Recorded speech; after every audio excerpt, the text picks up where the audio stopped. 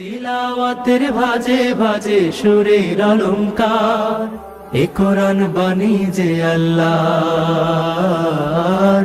এ কোরআন বাণী যে আল্লাহর। আসসালামু আলাইকুম ওরহমতুল্লাহি ওবরাকাতুহু। আসুন্নাহ ফাউন্ডেশনের অনন্য আয়োজন সহজ সূত্রে কোরআন শিখির প্রথম পর্বে আপনাদেরকে স্বাগতম। কোরআন মহান আল্লাহর পক্ষ থেকে নাজিলকৃত মহা ঐশী গ্রন্থ। কোরআনের মধ্যে নিহিত আছে আমাদের মুক্তির দিশা। কোরআন এমন একটি গ্রন্থ যা তেলাওয়াত করলে প্রত্যেকটি হরফে হরফে নেকি লাভ হয়, কিন্তু দুঃখের বিষয় হলো আমরা অধিকাংশ মানুষই কোরআন পড়তে পারি না। যারা কোরআন পড়তে পারি তাদের কোরআন তেলাওয়াতও বিশুদ্ধ হয় না।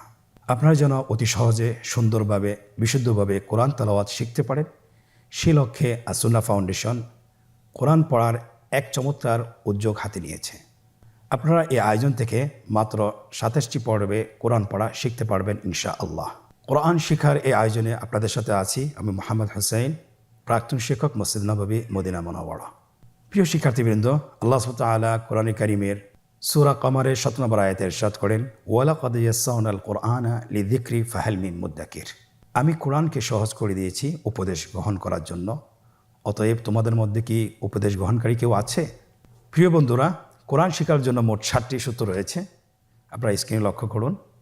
1 নম্বর আরবি বর্ণমালা অথবা আরবি হরফসমূহ, এর পাশাপাশি যুক্ত হরফসমূহ। আরবি বর্ণমালা বলতে আমরা যেটা বুঝি আলিফ থেকে ইয়া পর্যন্ত মোট 29টি হরফ, এবং যুক্ত বর্ণমালা। যুক্ত বর্ণমালা আমরা বলি যে শব্দ গঠনে যেভাবে অক্ষরগুলোকে যুক্ত করতে হয় সেগুলোকে যুক্ত বর্ণ বলে। কোরআন শিখার দ্বিতীয় সূত্র হরকতের ব্যবহার। হরকত বলতে আমরা কি বুঝি? এক জবর, এক জের, এক পেশকে হরকত বলে। তৃতীয় নম্বর সূত্র, স্ক্রিনে লক্ষ্য করুন, তানবিনের ব্যবহার। তানবিন কাকে বলে? 2 জবর, 2 জের, 2 পেশ। 4 নম্বর সূত্র জজমের ব্যবহার। আপনারা স্ক্রিনে দেখতে পাচ্ছেন, এটাকে জজম বলে। এই জজম এককভাবে উচ্চারিত হয় না, এই জজমটি উচ্চারণ করতে হলে পূর্বের হরকতের সহযোগিতা লাগে। 5 নম্বর সূত্র তাশদীদের ব্যবহার। আমরা যদি তাশদীদের ব্যবহার শিখতে পারি তাহলে আমরা যুক্ত বর্ণ কিভাবে উচ্চারণ করতে হয়, তাশদীদওয়ালা হরফ কিভাবে উচ্চারণ করতে হয় সেটা আমরা শিখতে পারবো। স্ক্রিনে দেখতে পাচ্ছেন, তাশদীদ বলতে আমরা কি বোঝাচ্ছি? এই চিহ্নটাকে তাশদীদ বলে। এই চিহ্নটা যদি আমরা শিখতে পারি তাহলে আমরা তাশদীদের ব্যবহার শিখে ফেলবো ইনশাআল্লাহ। কোরআন শিখার 6 নম্বর সূত্র মাদের হরফকে জানা এবং এর প্রয়োগ কিভাবে করতে হয় সেটা শেখা। আমরা জানি যে মাদের হরফ 3টি, আলিফ, ওয়াও, ইয়া। জবরের বাম পাশে খালি আলিফ, জেরের বাম পাশে জজমালা ইয়া, পেশের বাম পাশে জজমালা ওয়াও হলে এক আলিফ টেনে পড়তে হয়। এটাও আমরা ইনশাআল্লাহ শিখব। কোরআন শিখার সর্বশেষ সূত্র, সেটাকে আমরা বলি মাদ্দে লিন। লিনের ব্যবহার আমরা যদি শিখতে পারি তাহলে আমরা কোরআন পড়া শেখাটা আমাদের জন্য সহজ হবে ইনশাআল্লাহ। আপনারা স্ক্রিনে দেখতে পাচ্ছেন, লিনের হরফ 2টি, ওয়াও এবং ইয়া।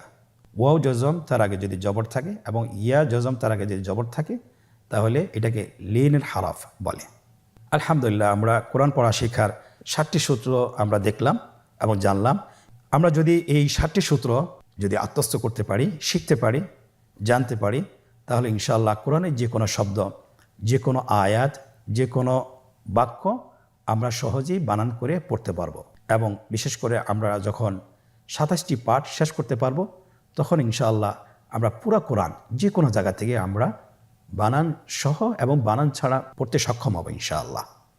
চলুন আর দেরি না করে আমরা আমাদের আজকের প্রথম পাঠটি শুরু করি। সকলে আমার সাথে বলুন, রব্বি জিদনি ইলমা, রব্বি ইশরাহ লি সাদরি ওয়ায়াসসির লি আমরি ওয়াহলুল উকদাতাম মিন লিসানি ইয়াফকাহু কওলি। আলহামদুলিল্লাহ, আপনারা স্ক্রিনে দেখতে পাচ্ছেন আরবি বর্ণমালা, আরবি হরফসমূহের যে 29টি হরফ, এর মধ্যে থেকে আমরা ইনশাআল্লাহ আজকে আমরা 7টি হরফ শিখব। প্রত্যেকটি হরফ কিভাবে উচ্চারণ করতে হয়, কয় আলিফ টান রয়েছে, কি কি বৈশিষ্ট্য রয়েছে, এটা বিস্তারিত সহ আলোচনা করে আপনাদেরকে ইনশাআল্লাহ পড়াবো, এবং হরফগুলো কিভাবে লিখতে হয় সেটাও আমরা আপনাদেরকে দেখাবো। আপনারা স্ক্রিনে লক্ষ্য করুন, আলিফ হরফটি অবশ্যই আপনারা দেখতে পাচ্ছেন। আলিফ হরফটি খুবই সহজ, দেখতে লাঠির মতো। এটা লাঠি যেরকম দাঁড়িয়ে থাকে, আলিফ হরফটি সেরূপ দাঁড়িয়ে আছে, তাহলে এটাকে কি বলে? আলিফ। আমাদেরকে বলতে হবে, বলুন আলিফ। আলিফে কিন্তু কোনো টান নেই, আপনারা বুঝতে পারতেছেন। আমি যখন আলিফ বলছি এর মধ্যে কোনো টান হবে না, আলিফ। আবার বলুন আলিফ। আলিফ হরফটি মাখরাজ হলো আপনার মুখের শূন্যস্থান থেকে, গলা এবং মুখের শূন্যস্থান হতে আলিফ হরফটি উচ্চারিত হয়। আমরা সবাই বলি আলিফ।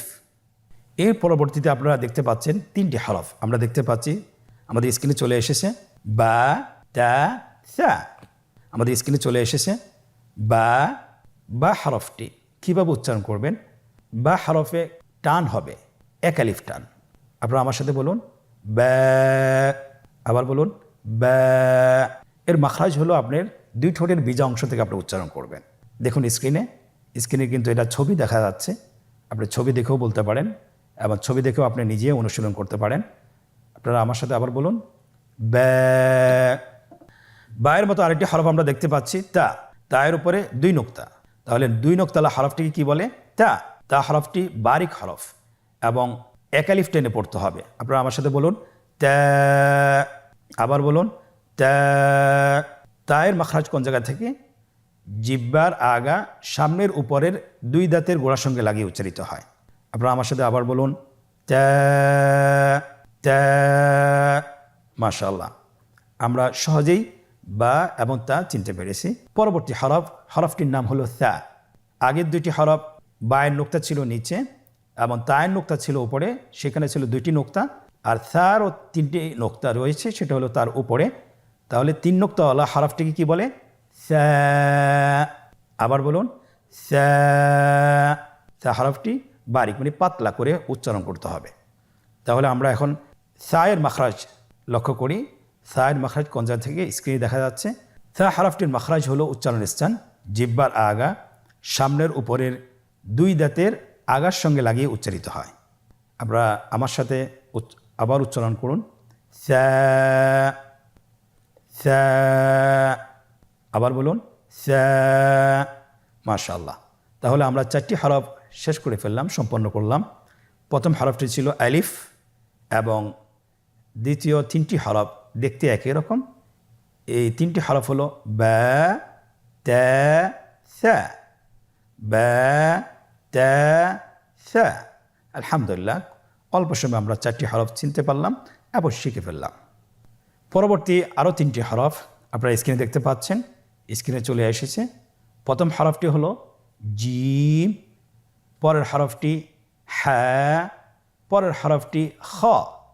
আপনারা আমার সাথে বলুন জিম, হা, খ।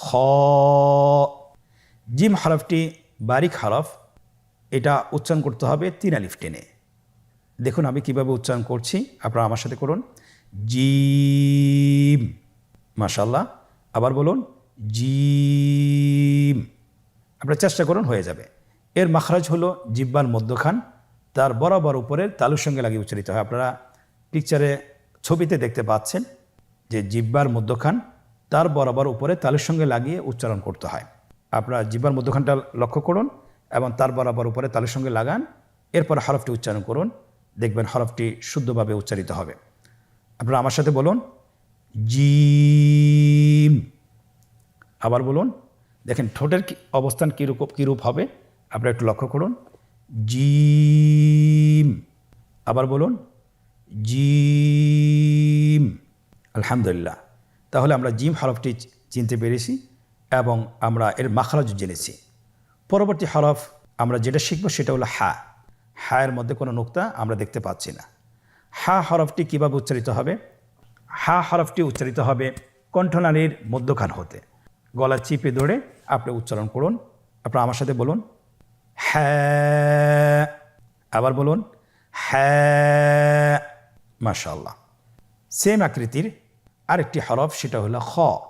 সে হরফটির নাম হলো খ। দেখতেই জিম হার মতোই, কিন্তু নোক্তার পার্থক্য রয়েছে। জিমের মধ্যে একটি নোক্তা রয়েছে, হায়ের মধ্যে কোনো নোক্তা নেই এবং খয়ের উপরে একটি নোক্তা রয়েছে। আপনারা স্ক্রিনে দেখতে পাচ্ছেন। আমরা খ হরফটি উচ্চারণ করব। খ হরফটি হলো মোটা হরফ, উচ্চারণের ক্ষেত্রে মোটা হবে। ছবিতে দেখুন খ হরফটি কীভাবে উচ্চারণ করতে হবে। খ হরফটির মাখরাজ হলো কণ্ঠনালীর শেষ ভাগ হতে উচ্চারণ করতে হয়, কণ্ঠনালীর শেষ ভাগ। আপনারা আমার সাথে বলুন খ, আবার বলুন খ। মাশাআল্লাহ, আমরা তিনটি একই আকৃতির হরফ শিখলাম, সেটা হলো জিম, হ্যাঁ, খ। জিম, হ্যাঁ, খ। আমরা শুরু থেকে আবার ধারাবাহিকভাবে আমরা পড়ব, আপনারা আমার সাথে পড়ুন। বলুন শুরু থেকেই, আলিফ, বা, তা, সা, জিম, হ্যাঁ, খ। আলহামদুলিল্লাহ, তাহলে আমরা ধারাবাহিকভাবে পড়লাম। আমরা এখন পিছন থেকে পড়ে আসব। আপনারা আমার সাথে পড়ুন খ, হ্যাঁ, জিম, সা, তা, বা, আলিফ। আমরা এই হরফগুলো এখন গ্রুপ আকারে পড়ব। আপনারা আমার সাথে বলুন আলিফ, বা, তা, সা, জিম, হা, খ। আবার বলুন আলিফ, বা, তা, সা, জিম, হা, খ। আলহামদুলিল্লাহ, আমরা 7টি হরফ শিখলাম এবং চিনলাম। এখন আমরা দেখব এই 7টি হরফ কীভাবে লিখতে হয়। আপনারা স্ক্রিনে লক্ষ্য করুন, স্ক্রিনে দেখানো হচ্ছে কিভাবে হরফগুলো লিখতে হয়। আলিফ, বা, তা, সা, জিম, হা, খ। খুব সহজে কিন্তু লেখা হয়ে গেল। আমরা জানি বাংলা এবং ইংরেজি বাম পাশ থেকে লিখতে হয়, কিন্তু আরবি হরফগুলো লিখতে হয় ডান পাশ থেকে, ডান দিক থেকে শুরু করতে হয়। আপনারা লক্ষ্য করেছেন স্ক্রিনে কীভাবে লেখা হয়েছে, ডান দিক থেকে শুরু করে বাম দিকে শেষ করতে হয়। সম্মানিত মুসলিম ভাই বোনেরা, এতক্ষণ ধরে আমরা আরবি হরফগুলো শিখতেছিলাম এবং আমরা অনুশীলন করতেছিলাম। এখন আমরা নিজেদেরকে মূল্যায়ন করব যে কতটুকু আমরা শিখতে পেরেছি, কতটুকু আমরা বুঝতে পেরেছি, বা হরফগুলো কতটুকু আমরা চিনতে পেরেছি, সেটা আমরা নিজেদেরকে যাচাই বাছাই করব অনুশীলনের মাধ্যমে। আমরা এখন একটি চমৎকার অনুশীলনের মধ্যে প্রবেশ করছি। আপনারা স্ক্রিনে দেখতে পাচ্ছেন আমাদের সামনে একটি অনুশীলনের পেজ চলে আসছে। এখানে আমরা নিজেরা অনুশীলন করব এবং আমরা হরফগুলোকে ভালোভাবে আত্মস্থ করব। 1 নম্বর অনুশীলন, নিম্নোক্ত হরফগুলো সঠিক নামের জায়গায় লিখুন এবং পড়ুন। নিম্নোক্ত হরফগুলো সঠিক নামের জায়গায় লিখুন এবং পড়ুন। আমরা দেখতে পাচ্ছি এখানে 3টি রো দেওয়া আছে। প্রথম রোতে হরফগুলো দেওয়া আছে, দ্বিতীয় রোটি খালি রাখা হয়েছে এবং তৃতীয় রোটি এখানে হরফগুলোর নাম দেওয়া আছে। এখন আমাদেরকে যেটা করতে হবে, হরফগুলো সঠিক নামের জায়গায় বসাতে হবে। দেখুন কিভাবে হরফগুলো সঠিক নামের জায়গায় বসানো হচ্ছে। প্রথম হরফটি হা, দেখুন তার সঠিক নামের জায়গায় বসানো হয়েছে। দ্বিতীয় হরফটি তা, তার সঠিক নামের জায়গায় বসানো হয়েছে। তৃতীয় হরফটি খ, তার সঠিক নামের জায়গায় বসানো হয়েছে। এভাবে সবগুলো হরফ তার সঠিক নামের জায়গায় বসিয়ে দেওয়া হচ্ছে। দ্বিতীয় অনুশীলন, রেখা টেনে হরফের সাথে নামের মিল করুন। আপনারা স্ক্রিনে দেখতে পাচ্ছেন এখানে 3টি কলাম রয়েছে। ডানের কলাম হরফগুলো দেওয়া আছে, মাঝখানের কলামে খালি রাখা হয়েছে এবং শেষের কলাম, তৃতীয় কলামটিতে হরফের নামগুলো দেওয়া আছে। আমাদেরকে যেটা করতে হবে, হরফের সাথে নামের মিল করতে হবে। কিভাবে? রেখা টেনে। প্রথম হরফটি সা, তার নামের সাথে মিল করে রেখা টেনে মিল করে দেওয়া হচ্ছে। দ্বিতীয় হরফটি হ্যাঁ, তার নামের সাথে রেখা টেনে মিল করা হচ্ছে। তৃতীয় হরফটি বা, তার নামের সাথে রেখা টেনে মিল করা হচ্ছে। এমনিভাবে প্রতিটি হরফ তার সঠিক নামের সাথে রেখা টেনে মিল করে দেওয়া হচ্ছে। আলহামদুলিল্লাহ, অনুশীলনের দ্বিতীয় পর্বটিও আমরা শেষ করতে পেরেছি। তৃতীয় নম্বর অনুশীলন, নোক্তাওয়ালা এবং নোক্তাবিহীন হরফগুলো সঠিক জায়গায় বসাতে হবে। আমরা জানি আজকে আমরা যে হরফগুলো শিখেছি এখানে কয়েকটি হরফের নোক্তা ছিল না এবং অধিকাংশ হরফের নোক্তা ছিল। আমাকে পার্থক্য করতে হবে যে কোন হরফগুলো নোক্তাওয়ালা এবং কোন হরফগুলো নোক্তাবিহীন। আপনারা দেখতে পাচ্ছেন এখানে আমরা লিখে দিয়েছি যে নোক্তাবিহীন হরফগুলোকে বসাতে হবে, পরবর্তী হলো নোক্তাওয়ালা হরফগুলোকে বসাতে হবে। ডানের কলামে আপনারা নোক্তাবিহীন হরফগুলোকে বসিয়ে দিন এবং বামের কলামে আপনারা নোক্তাওয়ালা হরফগুলো বসিয়ে দিন। স্ক্রিনে দেখতে পাচ্ছেন হরফগুলো বসানো হচ্ছে।